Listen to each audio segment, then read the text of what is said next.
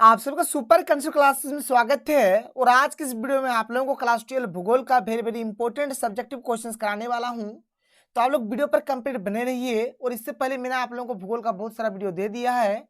अगर आप लोग हर एक वीडियो को देखना चाहते हैं तो आप लोग इस वीडियो के डिस्क्रिप्शन बॉक्स में चले जाइए, वहाँ पर आप लोगों को लिंक मिलेगा और वहाँ से आप लोग हर एक वीडियो को देख सकते हैं। तो देखिए हमारे पास जो सबसे पहला जो क्वेश्चन है, क्वेश्चन नंबर 1 क्या है कि पनामा नहर मार्ग का वर्णन करें। तो इसका आंसर होगा कि पनामा नहर मार्ग प्रशांत महासागर तथा अटलांटिक महासागर को जोड़ती है। देखिए सबसे पहला बात, ये जो पनामा नहर मार्ग है ये प्रशांत महासागर और अटलांट महासागर को जोड़ती है। इस नहर की कुल लंबाई 82 किलोमीटर, औसत चौड़ाई 90 मीटर, न्यूनतम ऊंचाई 12 मीटर के आसपास है। तो ये हो जाएगा इसका आंसर। इसको आप लोग नोट डाउन कर लीजिए। इसके बाद जो अगला क्वेश्चन है, क्वेश्चन नंबर 2 क्या कि एकाकी बस्तियों का वर्णन करें। तो ये बस्तियां सुदूर वनों में एकाकी झोपड़ी या कुछ झोपड़ियों के समूह के रूप में पाई जाती है। गंगा के मध्यवर्ती और निचले मैदान, छत्तीसगढ़ और हिमालय की निचली घाटियों में ये प्राय पाई जाती है। तो ये हो जाएगा एकाकी बस्ती का यहाँ पर आंसर।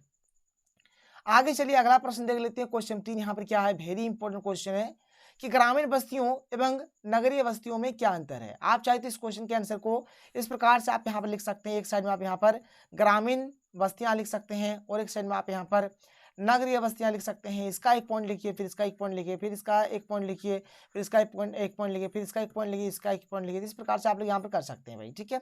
तो खैर कोई नहीं, चलिए यहाँ पर मैं आपको समझा देखिए ग्रामीण बस्तियां के बारे में देख लीजिए। पहला क्या है कि ग्रामीण बस्तियों में जनसंख्या और जनघनत्व बहुत ही कम होता है। यानी जो ग्रामीण बस्तियां जो होती है इसमें जो जनसंख्या जो जनघनत्व होता है बहुत ही कम होता है।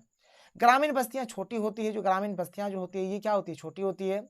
इनके निवासियों का व्यवसाय कृषि, पशुचारण, आखेट खनन इत्यादि होता है। मतलब जो ग्रामीण क्षेत्रों के जो निवासी होते हैं इनका जो व्यवसाय है, जो काम है, क्या क्या है, कृषि है, पशुचारण है, आखेट है, खनन है, ये सब है। यहाँ के निवासी प्राथमिक क्रियाकलापों के द्वारा जीविकोपार्जन करते हैं। यानी इसके जो निवासी है भाई ये क्या करते हैं, जो प्राथमिक क्रियाकलाप है उसी के तहत अपने जीवन को जीते हैं। अगला है यहाँ पर कि गांव में परिवहन सुविधाएं अत्यंत पिछड़ी तथा पुरानी होती है, जैसे कि कच्ची सड़क, बैलगाड़ी इत्यादि होते हैं। गांव में उच्च सेवाओं का अभाव होता है। ऐसी सेवाएं यदि है भी तो ये प्राथमिक स्तर की होती है, जैसे कि प्राथमिक और माध्यमिक विद्यालय। अगला है नगरीय बस्तियां। नगरीय बस्तियों में जनसंख्या और जनघनत्व अधिक होता है। इसमें जनसंख्या भी अधिक होता है, जनघनत्व भी अधिक होता है। नगरीय बस्तियां आकार में बड़ी होती है। इसका जो आकार होता है साइज भी इसका बड़ा होता है। फिर आगे देखिए यहाँ पर तीसरा पॉइंट यहाँ पर क्या दिया गया आप लोग देख सकते हैं। नगरवासियों के व्यवसाय उद्योग होते हैं, परिवहन होते हैं, व्यापार होते हैं, उच्च सेवाएं होती है।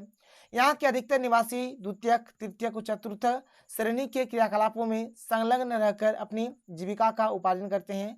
देखिए पहला वाला जो ग्रामीण वाला जो लोग प्राथमिक क्रियाकलाप के अंतर्गत अपने जीवन को जीते हैं और इन लोग द्वितीय, तृतीय, चतुर्थक सभी के सभी मतलब ये सभी क्रियाकलापों के अंतर्गत अपने जीवन को जीते हैं। नगरों में परिवहन सुविधाएं क्या है, अधिकाधिक तथा विकसित होती है, जैसे सड़क और रेल मार्ग। नगरों में उच्च सेवाएं सुलभ रहती है, जैसे कि यहाँ पर विद्यालय, महाविद्यालय और विश्वविद्यालय इत्यादि। ये हो जाएगा इसका आंसर। आगे चलिए आगे बढ़िए। अगला जो क्वेश्चन है, क्वेश्चन नंबर 4 यहाँ पर क्या आप लोग देख सकते हैं। क्वेश्चन नंबर 4 यहाँ पर दिया गया कि भारत में चावल के उत्पादन के लिए अनुकूल भौगोलिक दशाओं का लिखें। चावल के उत्पादन के लिए क्या क्या जरूरी है। तो भारत में चावल की कृषि प्राचीन काल से ही हो रही है। भारत को चावल की जन्मभूमि माना जाता है। चावल भारत का प्रमुख खाद्यान्न है। देखिए यहाँ पर भारत जो देश है इसमें हर एक लोग क्या करते हैं भाई, चावल खाते हैं, तो आप लोगों को भी पता है। फिर आगे की विश्व का लगभग 21% चावल भारत उत्पन्न करता है। देखिए पूरे विश्व का अगर बात करें तो पूरे विश्व का 21% जो चावल होता है भारत अकेले उत्पादन करता है।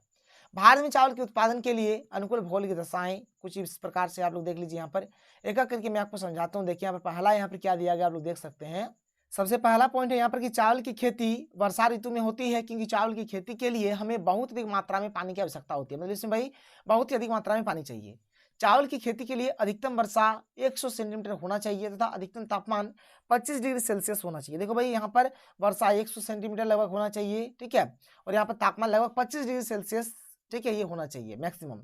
चावल की खेती के लिए जलोढ़ मिट्टी सबसे अच्छी मानी जाती है तथा खेत समतल होना चाहिए। बोला जा रहा है जो जलोढ़ मिट्टी होता है, जलोढ़ मृदा है जो है सबसे बेस्ट है, और यहाँ पर खेत क्या होना चाहिए, समतल होना चाहिए। भारत में अधिकतर लोग चावल ही खाते हैं। विश्व का चावल उत्पादक पहला देश चीन है तथा दूसरे नंबर पर हमारा भारत है। हमारे देश में चावल की खेती पश्चिम बंगाल, उत्तर प्रदेश, उड़ीसा, बिहार इत्यादि में अधिक मात्रा में होता है। ये सब नोट कर लीजिए। फिर आगे चलते हैं अगले क्वेश्चन की ओर। अगला क्वेश्चन देख लीजिए। अगला क्वेश्चन है क्वेश्चन नंबर यहाँ पर 5। क्वेश्चन नंबर 5 यहाँ पर क्या दिया गया कि भारत में कृषि की विशेषताओं का वर्णन करें, यानी कि जो कृषि का जो विशेषता है, क्या क्या गुण है, ये सब चीज यहाँ पर बताना है। देखो भाई यहाँ पर भारत में कृषि की विशेषताएं, पहला पॉइंट क्या है, तो देखिए पहला पॉइंट क्या है कि देश की कृषि खाद्यान्न प्रधान है, क्योंकि विशाल जनसंख्या के लिए भोजन जुटाना मुख्य लक्ष्य है।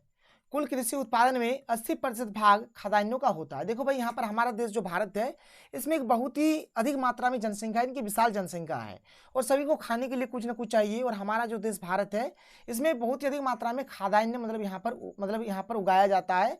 अगर एक्चुअली बोला जाए, जितना भी कृषि होता है ना, कृषि का जितना भी उत्पादन होता है उसमें 80% भाग जो होता है खाद्यान्न का ही होता है, यानी कि खाने का, अन्न का ही होता है।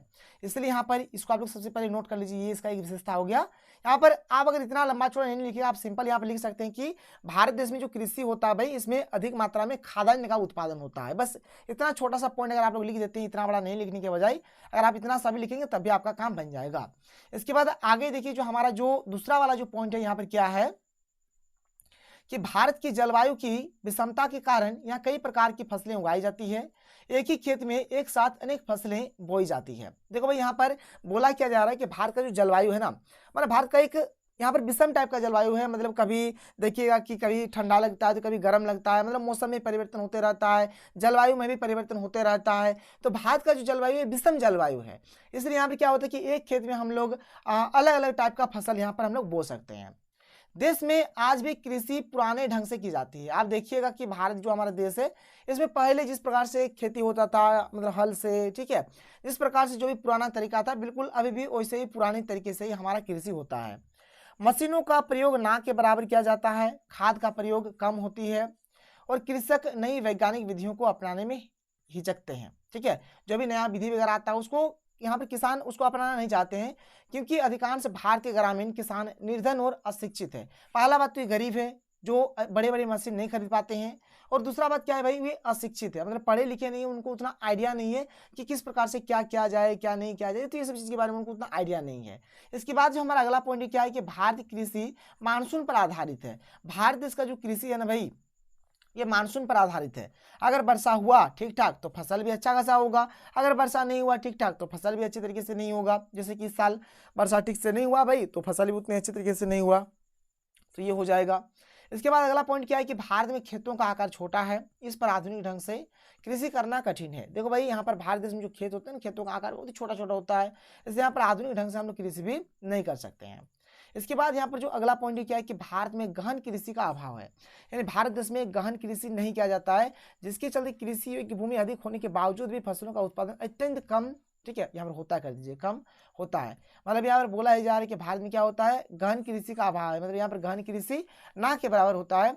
इसके चलते क्या होता है, देखिए भारत में तो भूमि यानी कि जमीन तो बहुत है, लेकिन वहाँ पर फसलों का उत्पादन बहुत ही कम मात्रा में होता है। तो बस यहाँ पर यही चीज़ आप लोगों को लिखना है। तो ये रहा हमारा आज का वीडियो, और अभी तक मैंने आप लोगों को जितना भी वीडियो दिया है, आप लोग हर एक वीडियो को देख लीजिए, अच्छी तरीके से हर एक चीज़ को कर लीजिए।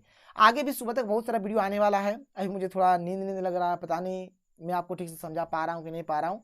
खैर कोई नहीं, चलिए आप लोग अच्छी तरीके से पढ़ाई करिए। सुबह तक मैं कोशिश करूँगा कि जितना भी वेरी वेरी इंपॉर्टेंट क्वेश्चन होंगे हर एक चीज़ को मैं आप लोगों को करा दूँ, तो आपको टेंशन नहीं लेना है। तो चलिए मिलते हैं अगले वीडियो में। थैंक यू, जय हिंद।